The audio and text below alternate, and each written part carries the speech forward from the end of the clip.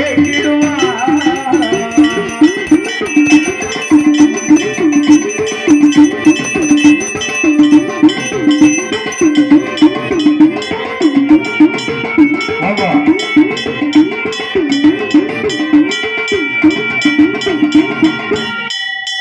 அப்படி காலை வாகனத்தில் ஏறி கரைக்கண்ட பகவான் சிவபெருமான் வருகின்றார். அப்படி அந்த அடந்தவன காட்டுக்குள்ளே மகேந்திரகிரி வட்டிடத்திலே மகிடாசுரனுடைய தவசாலை அருகாமையிலே வருகின்றார். அப்பா மகிடாசுரா, அப்படி என்று ஆண்டவன் சிவனார் அழைத்த போது தவசாலையை கலைத்து ஓடோடி சென்று பகவானை நமஸ்கரித்தார். அப்பா மகிடாசுரா, உனக்கு என்ன வேண்டும்? உன்னுடைய தவத்தை கண்டு யாம் அகமகிழ்ந்தோம். என்ன வேண்டும் என்று எம்பெருமான் கேட்டவுடனே கேட்டபோது, சுவாமி எனக்கு பெரிதாக ஒன்றும் வேண்டாம். நான் மறுபடியும் இந்த மகேந்திரகிரி பட்டினத்தில் மன்னனாக ஆள வேண்டும்.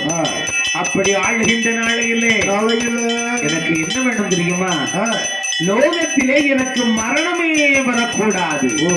அழிவில்லாத வாழ்வை அரணாரே தர வேண்டும் கேட்கிறார் மகிழாசுரன் பகவானை பார்த்து.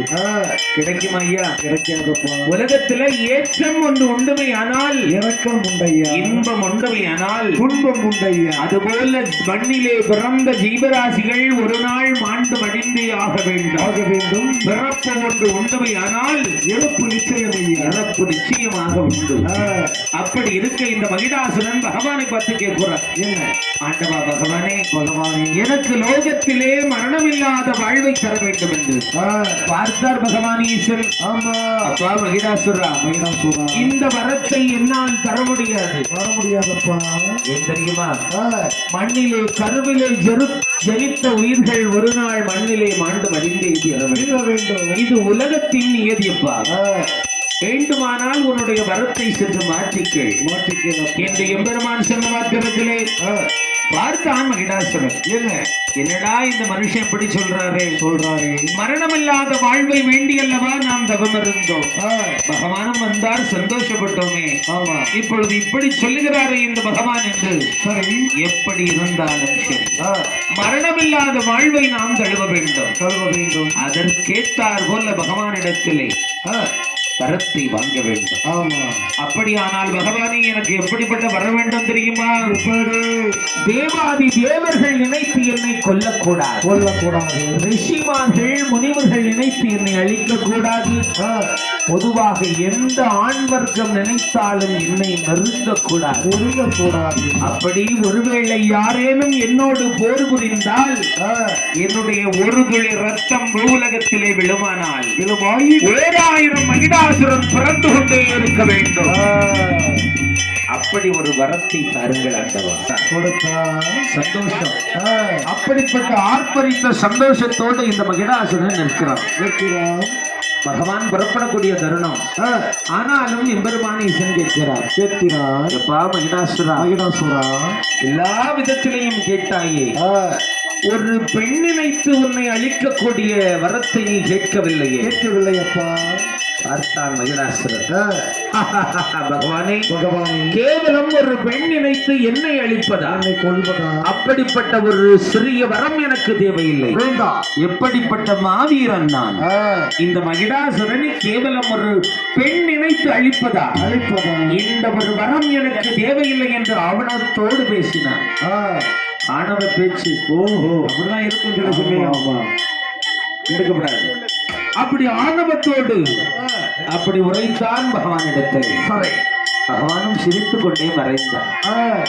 அப்படி இருக்கின்ற தருணத்திலே மறுபடியும் உலகத்திலே மகேந்திரகிரி பட்டினத்திலே ஆண்டு வருகிறான் மகிடாசுரன். அப்படி ஆண்டு வரக்கூடிய சமயத்திலே மறுபடியும் கொடுங்கோலான ஆட்சி முறையை நடத்துகின்றான். எப்படி ஆண்டு வருகிறான் என்று பார்த்தோம். மகேந்திரகிரி பட்டினத்தில்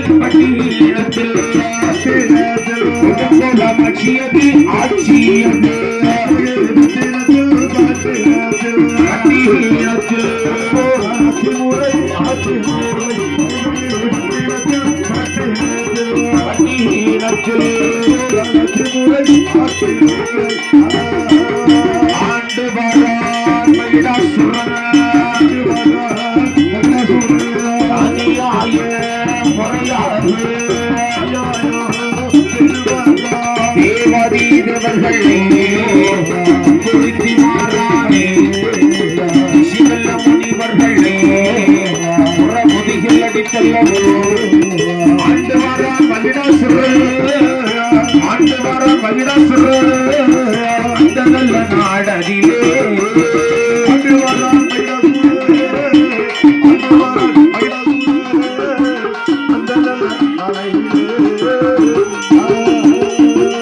அப்படி மறுபடியும் கடுங்கோலான ஆட்சி முறை நடத்தி வருகிறான் மகேந்திரகிரி பட்டினத்திலே மகிடாசுரன். இவருடைய ஆட்சி முறை பயங்கரமான கொடுமையாக இருந்தது. தேவாதி தேவன்மார்களை எல்லாம் துன்பப்படுத்துகின்றான். ரிஷி முனிவர்களை எல்லாம் துன்பப்படுத்துகின்றான். பார்த்தார்கள் அங்குள்ள ஜீவராசிகள், தேவாதி தேவர்கள், ரிஷி முனிவர்கள் எல்லாம். என்னடா இந்த மகிடாசுரன் தொல்லை தாங்க முடியவில்லையே. இப்படியே போனால் இந்த லோகத்திலே நாம் ஜீவிக்க முடியாது. இந்த மகிடாசுரனுக்கு ஒரு வழிகட்ட வேண்டும், வழிவகை செய்ய வேண்டும். பகவானிடத்திலே எம்பெருமான் ஈசனிடத்திலே முறையிட வேண்டும்.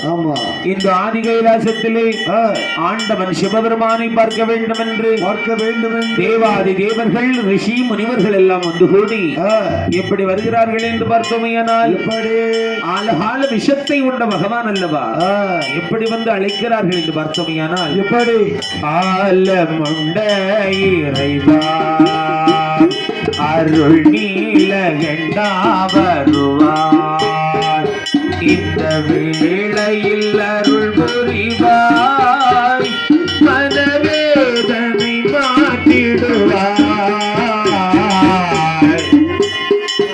இறைவா ஆலமுண்ட இறைவா அருள் நீலகண்டா வருவாய், இந்த வேளையில் அருள் புரிவாய், மனவேதனை மாற்றிடுவாய் ஆலமுண்ட இறைவா அருள் நீலகண்டா வருவாய். நானும் தன் சேவை அல்லவா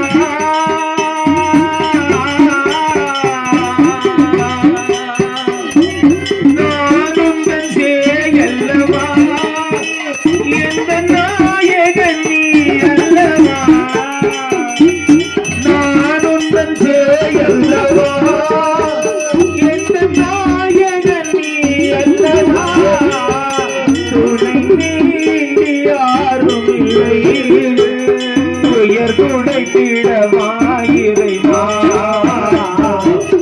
ஆலமுண்ட இறைவா அருள் நீலகண்டா வருவாய், இந்த வேளையில் அருள் புரிவாய், மனவேதனை மாற்றிடுவாய்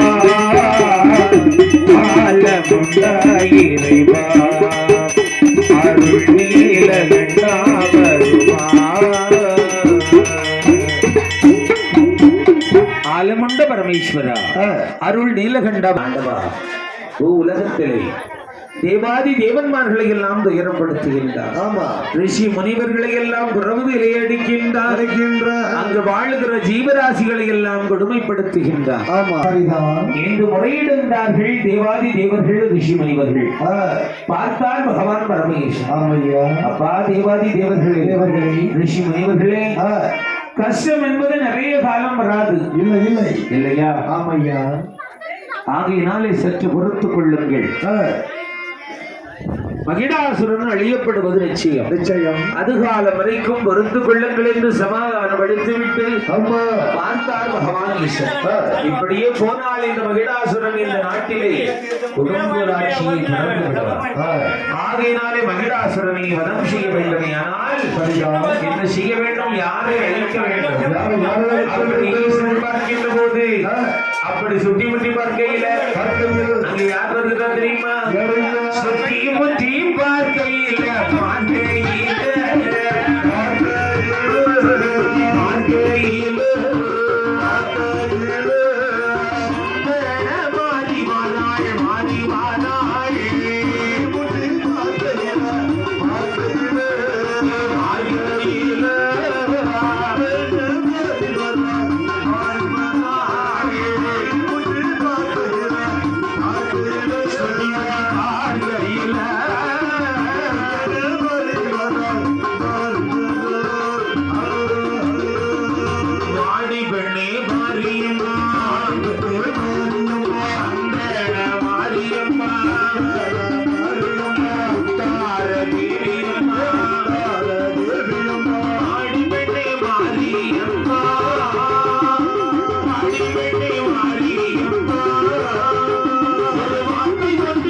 சொல்ல கேளாயே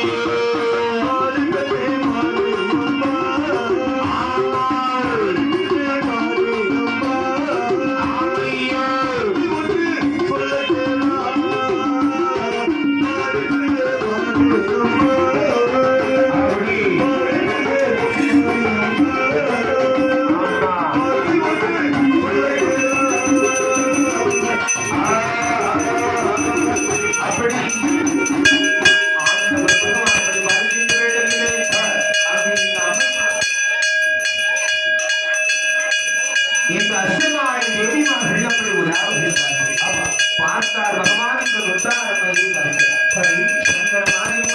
இந்த அவள் வாழ்ந்த உடனே பகவான் ஈசன் அழைக்கிறார் மாவுத்தாரம்மா சங்கர மாரிதாயை அழைத்தார் அழைத்த உடனே இந்த அபிமானியை சொல்லுகின்றார் மூத்தவளான முத்தாரம்பிகையிடமோ இந்த சங்கர மாரி இடத்திலையும் பகவான் சொல்லுகின்றார் அம்மா அட்டகாய் தேவியரை நீங்கள் பூவுலகம் செல்ல வேண்டும் இங்கே பூவுலகத்திலே மகேந்திரகிரி மந்திரத்திலே மகிழாசுரன் என்று சொல்லக்கூடிய அரசர் குடும்போடான ஆட்சி முறை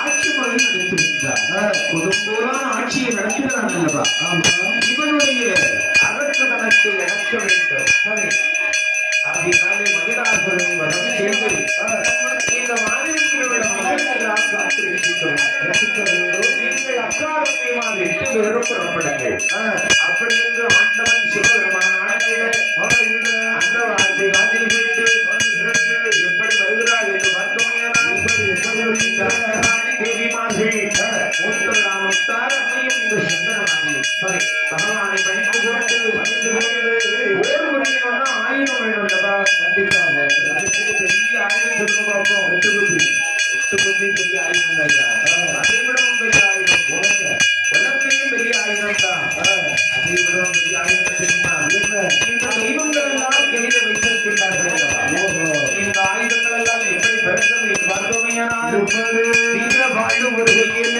ஒரு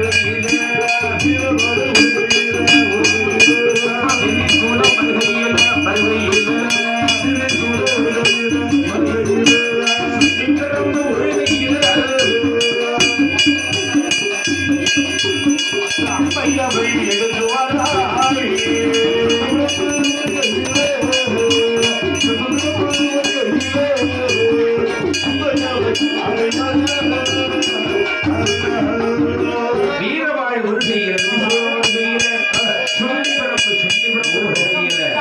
கப்பனையும் கேடயத்தோடு அப்படியாக இந்த தேவிமார்கள் ஆயுதங்கள் எல்லாம் பிறந்த மாத்திரத்திலே உலகத்திற்கு மகேந்திரகிரி மண்டலத்திற்கு வர வேண்டும் என்று அம்மையப்பரை வணங்கிக் கொண்டு இப்படி வருகிறாள் என்று பார்த்தோமையானால் ஆதி கைலாசமலை தான் கிடந்து இப்படி வருகிறாள் ஐயா கைலாசம் அலை கடந்து பாராளை அம்மையமார்கள்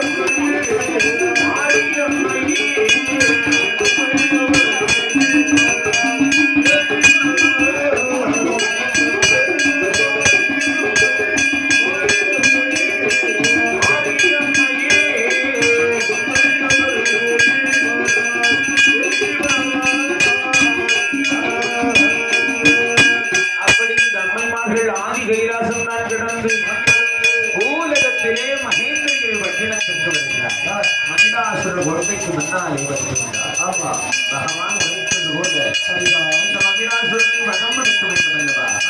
அப்படி வருகின்ற போது இந்த அம்மையான சந்திரமாரியும் முத்தாரமையும் பார்க்கின்றார். மகிடாசுரனுடைய கோட்டையை பார்க்கின்றார்.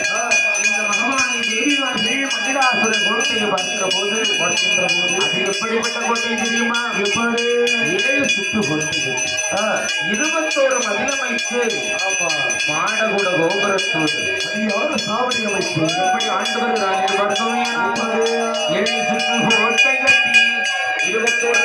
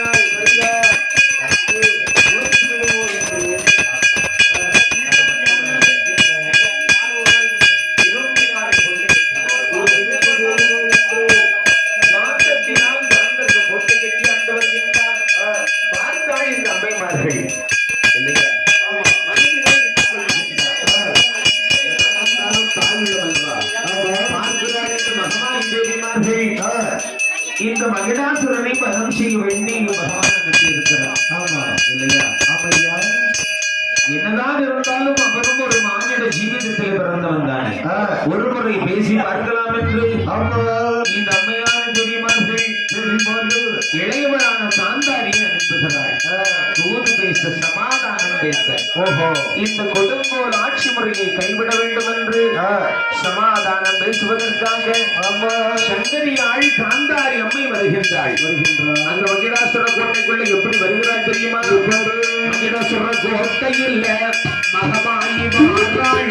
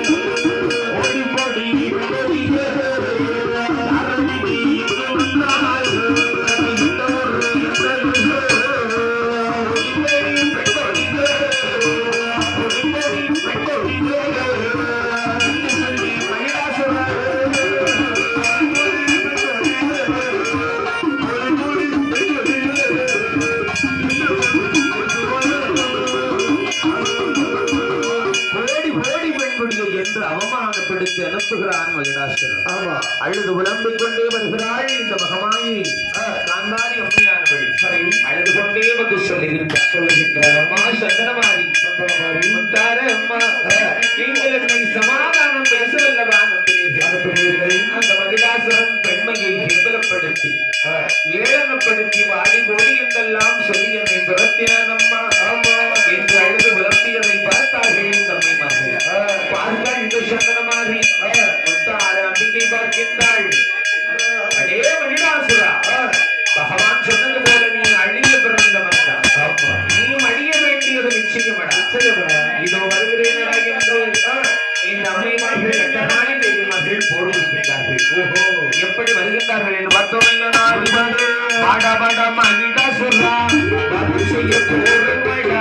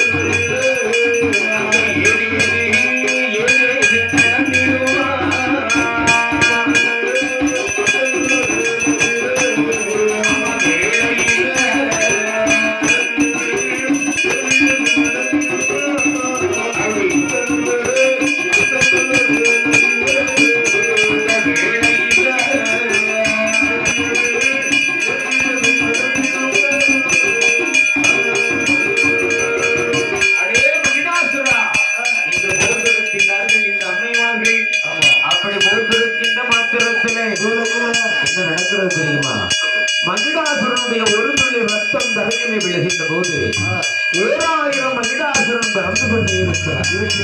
1, 2, 3, 4 என்று 9 நாட்கள் போர் நடக்கின்றது. 10வது நாள் போர் நடக்கின்றது. ஆனாலும் இந்த மகமாயி சந்தனமாரியால் இந்த மகிடாசுரனை வதம் பிடிக்க விடுவதில்லை.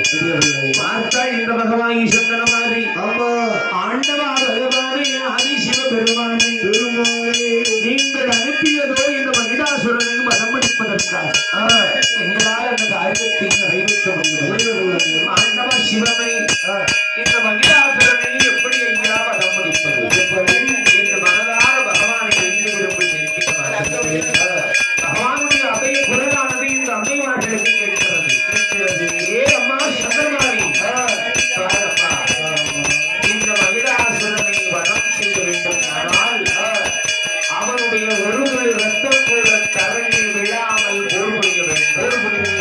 அப்படியானால் அவன் மடிவது நிச்சயம் சொல்ல அந்த வார்த்தைகள் கேட்டு இந்த அட்டமாடி தேவிமார்கள் எப்படி போர் புரிகிறார்கள் என்று பார்த்தமையானால் இந்த அஷ்டகாளி தேவிமார்கள் 8 பேரும் ஒன்றாக ஒரே ரூபமாக எப்படிப்பட்ட ரூபம் எடுக்கிறார்கள் தெரியுமா? கருங்காளி சங்காளி